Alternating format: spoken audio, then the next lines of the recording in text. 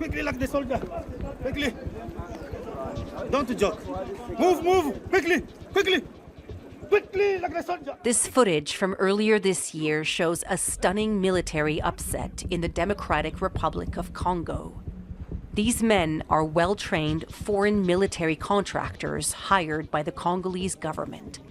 Surrounded by news cameras, they're being rounded up and kicked out of the country by the rebel group known as M23, seen here in uniform.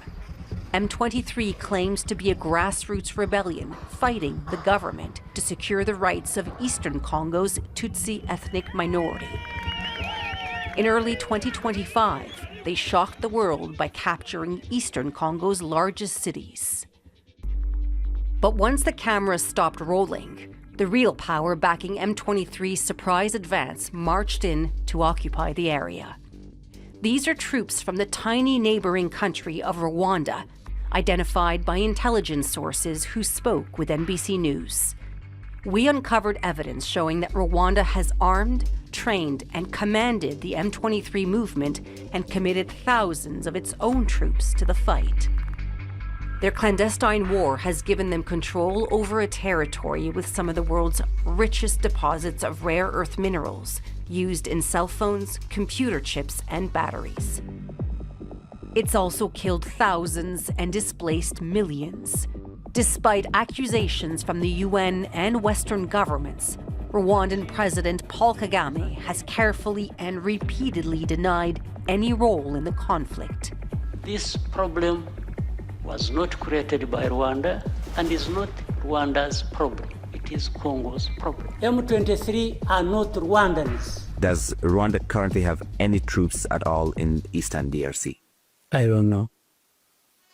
NBC News exclusively obtained 3 years of confidential intelligence reports and surveillance footage. They were given to us by military contractors hired to provide intelligence for Congolese forces.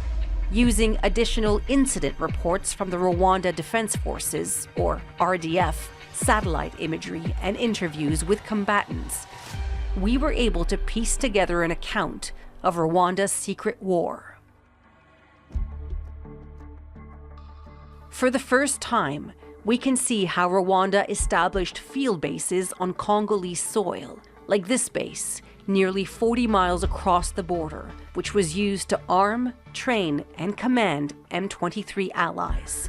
The leaked footage also shows how the RDF flooded Eastern Congo with heavy weaponry, including guided mortars, heavy machine guns, missile launchers, and even armored air defense systems. They established a network of trenches and fortified positions for Rwandan soldiers to directly engage in the fighting. The contractors we spoke to estimated that Rwanda's deployment in Eastern Congo has grown to more than 5,000 troops.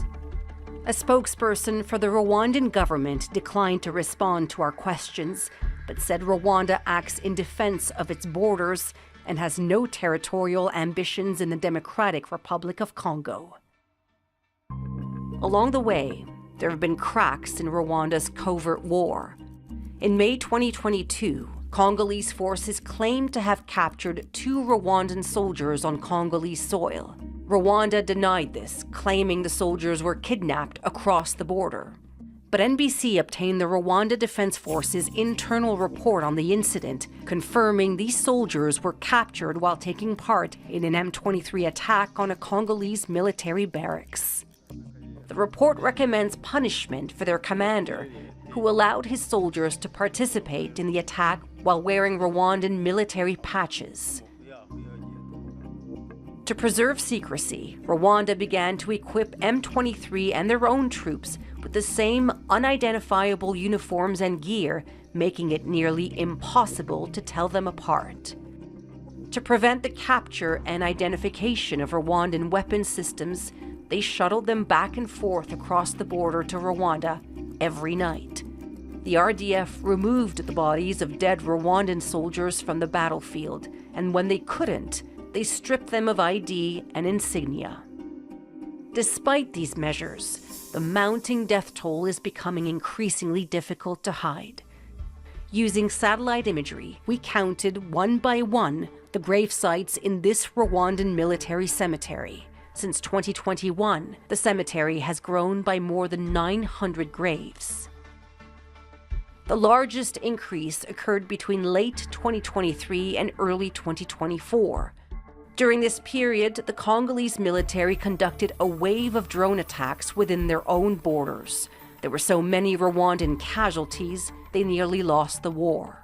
This strike from January 2024 took out an RDF base and ammunitions depot near the Congolese village of Kiwanja. The attack killed Rwandan officers who were training M23 recruits. A spokesperson for the government declined to answer our questions about Rwandan casualties, but said our reporting on their military cemetery has, quote, no basis in reality. NBC News spoke with a former member of the Rwandan military who lost friends, mentors, and family members in the conflict. Their funerals, he told us, were strictly monitored and controlled. Fearing retaliation from the government, he spoke to NBC on the condition of anonymity.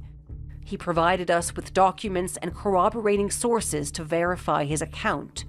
To ensure his anonymity, we're reading from a transcript of his interview. I have a family member.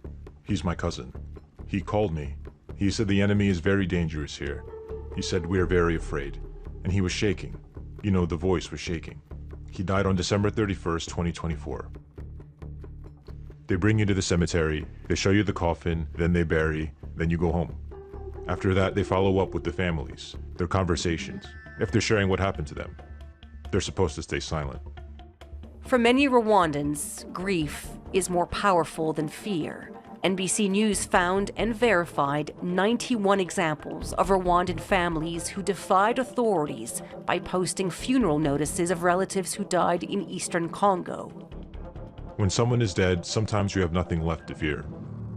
They have nothing to lose. Nearly 4 years of conflict have taken their greatest toll on Congolese civilians. Millions have been forced to flee their homes to escape the fighting, often over and over again. And Rwandan attempts to hide their presence is only making matters worse. A leaked report from January 2024 shows how the RDF and M23 established this small fortified position, then kicked out the entire nearby village to maintain secrecy. Over the course of the war, many of the displaced found shelter in refugee camps around Goma, the region's largest city.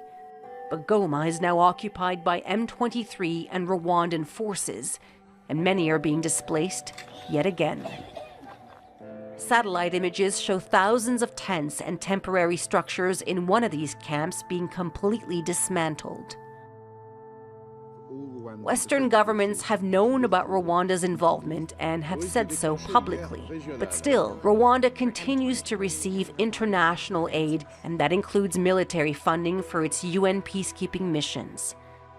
Now Rwanda is at the table for US-brokered peace talks, despite never having officially admitted to taking part in the conflict.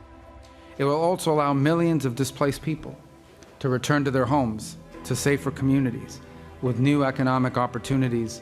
The US is promising speedy investment into eastern Congo's supplies of rare earth minerals. It's an attractive offer for President Kagame.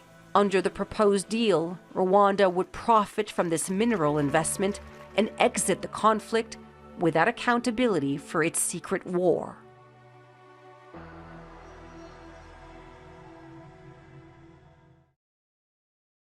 It's been an interesting year so far for churches in Texas.